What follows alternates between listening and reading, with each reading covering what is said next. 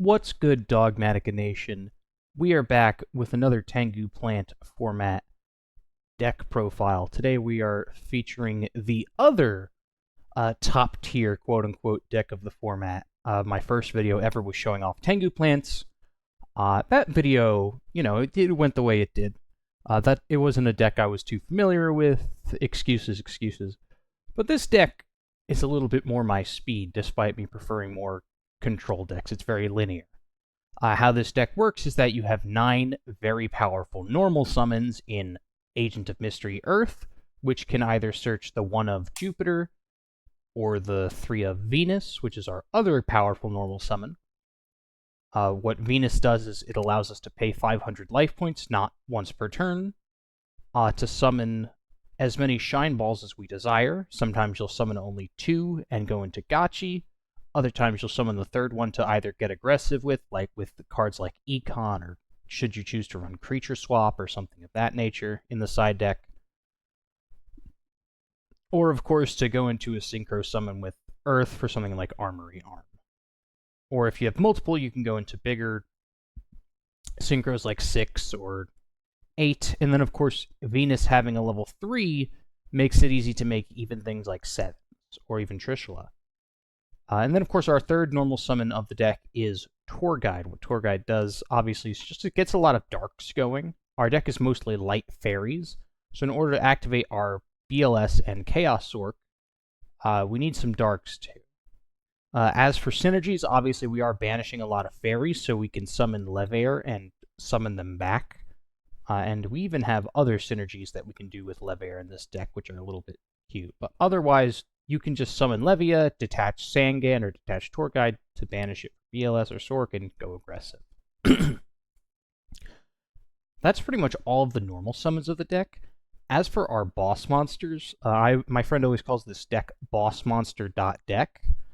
And the reason is because Christia, unlike in previous formats, goes to 2. But with the 1 BLS, 1 to 2 Chaos Sork they play, and triple Master Hyperion, you almost always have access to a boss monster.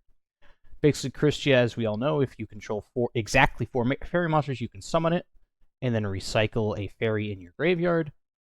And neither player can special summon monsters, right? So you don't have to special summon it with its effect, but in this deck, it's pretty much what it's designed to do.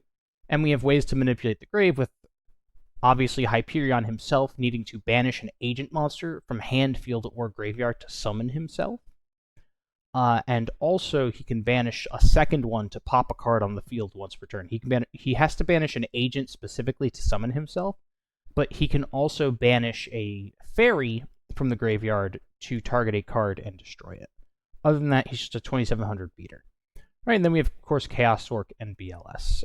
So we have 7 boss monsters in our deck. The reason why we're on 1 Chaos Sork is basically we have Gold Sarcophagus to make sure we have access to a boss monster at all times. So that's usually what I'll banish off of Gold Sark.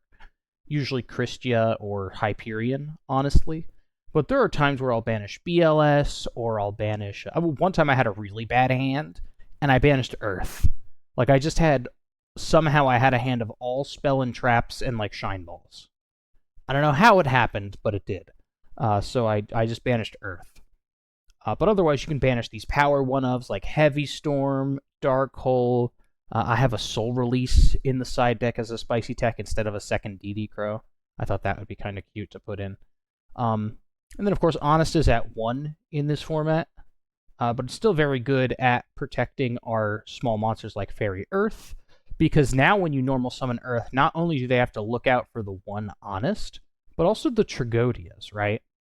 Because a lot of times what you can do in this deck is you can normal summon Earth, search your level 4 Jupiter, right? And normally when you do that, your opponent thinks, oh, they probably have Venus already. So that's why they went to get Jupiter. And so they're waiting for me to crash in with Honest, or they're just going to summon Venus next turn. But what you do is you normal summon her, and then you add Jupiter. And then when your opponent attacks in with, let's say, Thunder King, you summon Tragodia, all right? And then Tragodia, you can pitch the level 4 that you searched and steal it. Then you can make Tragodia level 4 and go into Utopia. A lot of people don't play Utopia in their agent decks, because like our only level 4 is Jupiter. But in my opinion, I think it's mandatory. A lot of times they'll just play 4 Xyz monsters and they'll have more synchro variety, but I think it's really good to go for Utopia, right? Specifically for that play. And then, of course, we have Gorz, as our deck has very little back row, and Gorz along with Tragoedia is they're basically back row, but in monster form, and they're dark, and they're even more boss monsters, right? So we have like 10 boss monsters total. It's crazy. The last fairy in the deck is we have Herald of Orange Light. Now, Herald of Orange Light, it's a tuner, so much like Earth here, we have 6 tuners in the main deck. And if our opponent activates a monster effect, we can send one other fairy monster from our hand to the graveyard to destroy it. So just like we have Hyperion to banish 1 or 2 or more fairies at a time, same with Chaos Orc and BLS, we have this to fill up our grave quickly. So our opponent could be playing around, oh, they only have 1 fairy in grave, and now we have 3, right? And then all we have to do is like detach a Venus from an Xyz material or something like that to get another in the grave, or synchro summon one of our fairies off. And then, of course, we have Maxi. Other than the fact that it's just really good, it's just nice to have a hand trap that you can search off of Sangan. A lot of times you'll see me search Herald of Orange Light off of Sangan if I don't need to go for Earth, but those are pretty much your search targets with Sangan in this deck, right? Because you're never adding Shine Ball. You could add a tour guide if you really wanted to go for a rank 3. Like, let's say you just open the Sangan and you set it. You know, you could still search tour guide. But otherwise, you're usually going to be searching Herald of Orange Light, Honest, or Maxi for your main deck options here, right? And of course, you can side them out when not needed. You could also side deck a 3rd copy should you want to, but I just decided it's not worth it. And then, of course, we have spells. We have Dark Hole, Heavy Storm, Monster Reborn, and Mind Control. These all go without really needing explanation. Then we have 2 MSTs because, back row isn't our forte. And we have a 1 of Enemy Controller. Now, some people will side deck this in this deck. Some people will main deck it. The idea is that, when you normal summon Venus going 2nd, right? You only need 2 Shine Balls to make a Gotchi. And your 2nd one's just kind of going to be sitting there. So you can either just hold on and risk drawing the Shine Ball, or you can summon this and go for an Econ play. And if you steal a level 3, well, you're off to the races, right? Or if you steal a tuner monster, you can make like a Catastor. Like, let's say you steal your enemy's Earth. You steal Catastor. Another thing this does is when you, with priority, activate Venus, you can, and then they go for an effect veiler, you can Econ take. And as I always put it, in modern TCG, when you do this against an Impermanent Veil, you can dodge the negation. So you'll still get your Shine Ball, right? And then the last thing that you can do is, this card is obviously really nasty in the mirror match, because if your opponent has Gotchi and Venus, and you activate your life point effect, and let's say they Herald of Orange you because they want to keep you off a monster, you can Econ take their Venus, and then you can go off from there. So this is a 1 of utility card, but it's really good for the reasons I aforementioned. And then, of course, we have Gold Sarcophagus in our deck, as well as Return from the Different Dimension. This catches a lot of people off guard, because not a lot of people play this card in this deck. It's for the same reason why... Excuse me. Apologies. It's why a lot of people will play Dust Shoot and Mirror Force as their 1 of trap cards, except instead of trying to swing the game defensively, we're trying to swing the game offensively with cards like this. And so you can always pay for it, right? You always have half your life. And you can always just finish people with it, right? Because think about all the banishing we do. Other than, obviously, we could banish Christia for Gold Sark. And neither of these cards are must, right? Neither of these cards are must be special summoned by this effect. So you can banish, unlike these guys, right? You can't banish them and summon them, but you can banish any of these guys and summon them off of the return. You can summon back a fat Gorz that you banished for BLS. You can bring back your tuner monsters that you banished. Your Honest, you can return it to hand. That's a cheeky play I've done, is I banished Honest with Gold Sark. And then another thing you can do if you remember earlier, I said there were some other tricks we could do with Levers. We can banish Honest for Goldsark, and then normal summon Tour Guide, make Lever, detach Sangan, and summon the Honest, and then we can return the Honest to hand, right? And so now my opponent knows I have Honest, but they still have to play around it. And that leads us perfectly into our side deck, which shows another utility for Goldsark. In games 2 and 3, we can banish Thunder King Ryo and summon him off of Lever. So not only can this search boss monsters for our Return from the Different Dimension, not only can this search power spells like Heavy Storm in matches where it's needed, but it can also essentially search a walking floodgate in Thunder King Ryo, which is good versus a lot of decks, right? So that's probably one of my favorite little combos to do in games 2 and 3. People expect you to have Thunder King, but they don't expect you to get access to it from your deck like that. It's really funny, honestly. On to the next card here, Herald of Greenlight. This is in here for a very specific matchup. It's Herald of Orange Light, but it's worse because it's not a tuner. The thing is, there's this powerful deck in the format called Gravekeepers, which is Royal Tribute Turbo. And between triple Upstart and triple Duality, there's not really much you can do to stop it in most decks. This deck has a way to stop that. And obviously our deck is very monster heavy. As you can see, we have 30 monsters. Our deck is also very susceptible to Dust Shoot and Mind Crush combo for that same reason, right? So this card mainly is designed to stop Royal Tribute, to prevent it from sending all monsters from our hand to the graveyard. But, you know, if you're in the Gravekeeper matchup and you draw into it late game, you can still negate a power spell of theirs, like Dark Hole, or I'm not sure what else they play, honestly. But, you know, it can negate power cards as well, but it's mostly for Gravekeepers. DD Crow is here as a one-of search target off of Sangan. It's pretty good in matchups where it's good. If not, you know, then you can just not use it at all, or you can send it to the graveyard as an additional dark for BLS. It's important to note that other than searching another tour guide, it is the only dark we can search off of Sangan in our deck, right? So if you wanted a dark to search off of for utility, there it is. And then, of course, we have Soul Release. As I said earlier, it's a nice power one-of, and it pairs well with Gold Sarcophagus. These 3 cards are for the mirror match. We lose really hard to an enemy just normal summoning or special summoning Christia, because, like, take a look at our main deck here. We don't really have outs to it that can be solved by normal summoning. These are all our large guys are all special summons. We have Honest and we have Dark Hole, and that's pretty much it. But Leeching the Light will help us beat over it. It's like more copies of Honest, and Book of Moon will help us put it face down. So these 3 cards are for that. We have, of course, the third Typhoon. We have 2 Closed Forest here. Now, our deck does have a one-of slot for a level 7 that we could flex. If you didn't want to run Ancient Sacred Wyvern, you could run Ancient Fairy Dragon.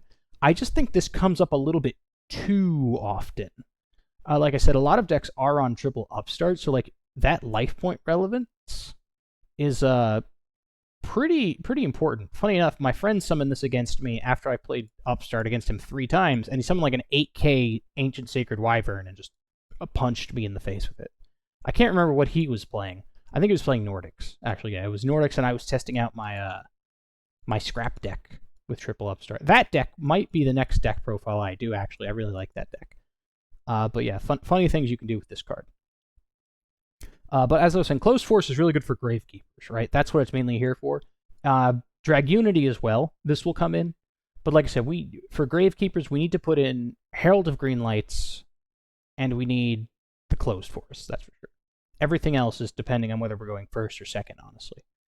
And then, of course, we have Royal Decree. You can run 3, but for diminishing returns, it's usually best to just have 2. Especially because we can search it with Gold Sarcophagus. Same with our Dust Shoot here. I mean, we're not going to search with Sarcophagus, obviously, but it's really good in the mirror match. It's really good against just other monster-heavy combo decks of the format. So, yeah. So, on to the extra deck. As mentioned, Gotchi is what we summon when we have a bunch of level 2s off of our Venus. And then we have our level 3s of choice for the tour guide, right? Because this gets us chaos fuel early, and this allows us to recycle our banished monsters. We have, of course, Armory Arm. You make this with our level 2 tuner and a Shine Ball. That's pretty much its main purpose. Sure, it can do cute things like attaching to like an Ancient Sacred Wyvern for a lot of damage, but it's mostly just here as a light to put like fairies in the graveyard, right? Because we can have 2 fairies, and then we synchro into Armory Arm, and now we have Christia. And then we can have a Christia with an Armory Arm attached, which is incredibly funny, and also hard to out. For our level 5s of choice, we have Librarian and Catastor, which are also Chaos Fuel and just really strong.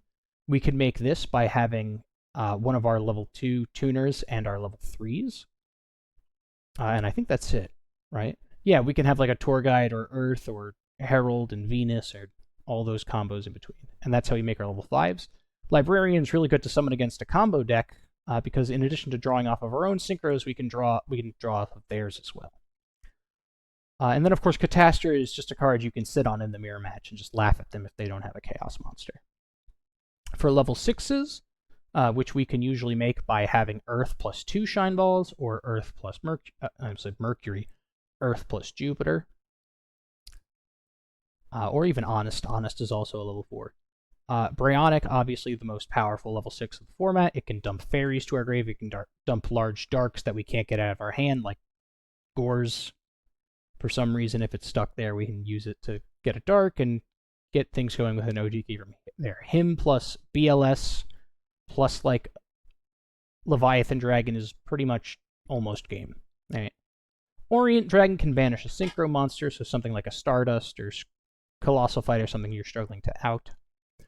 Black Rose Dragon and Ancient Sacred Wyvern are level 7s of choice. They're just extremely powerful. Like I said, you can run Ancient Fairy Dragon. You can also side deck the Ancient Fairy Dragon, maybe over Soul Release. If you don't want to play Soul Release, you can play Ancient Fairy Dragon for your Gravekeeper matchups, which makes sense, right? Because you're not going to be going into Ancient Fairy Dragon game 1.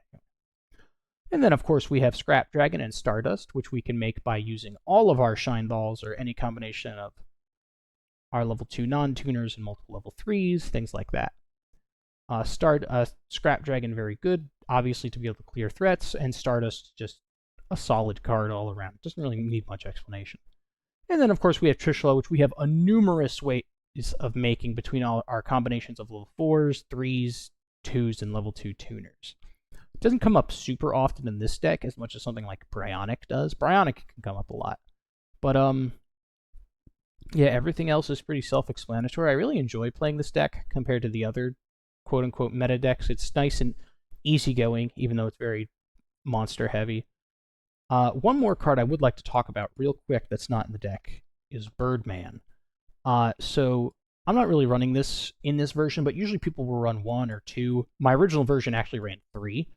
The reason why is because you can do a couple of really cute combos with Venus. Opening Venus plus this is kind of like the combo of the deck, right? So you normal summon Venus, you get your 3 Shine Balls going, and then for 1 play, you bounce a Shine Ball back to your hand to summon Birdman, and then you pay it again, right?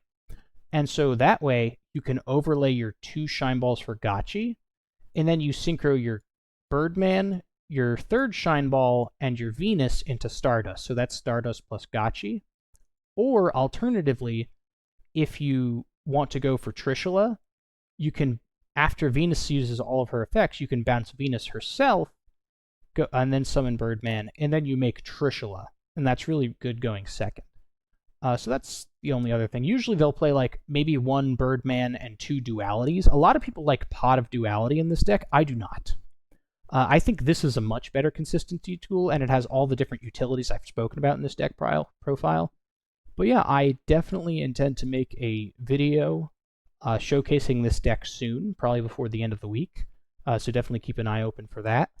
I know I said the same thing about the Lancer Frog deck, but things happened regarding that. Let's just say that. But I hope you guys all have a really good week, and I'll see you around later.